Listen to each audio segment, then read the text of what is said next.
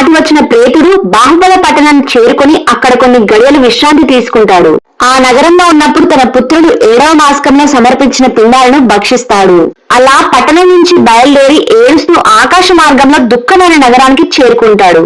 దుఃఖపురంలో ప్రేతుడు తన కర్మలను పాపాలను తలుచుకొని దుఃఖిస్తూ చేసేదేమి లేక 8వ మాసంలో తన వారసును అందించిన పిండాలు తిని కడుపు నింపుకుంటాడు. తిరిగి ఆక్రందపురానికి చేరుకుంటాడు.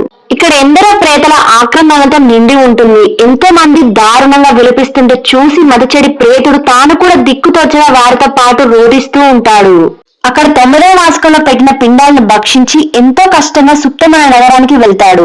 సూక్త నగరం ఈ నగరం పేరుకు తగ్గట్టుగానే వేడిగా శరీరాన్ని కాల్చేలా ఉంటుంది. ఈ నగరానికి చేరిన ప్రేతుడు శరీరం అంతా వేడెక్కిపోయి ఎంతో వేదన పడతాడు. 10వ మాసంలో తన వారిచ్చిన పిండాలు తిని తిరిగి రౌద్రపురానికి బయలుదేరతాడు.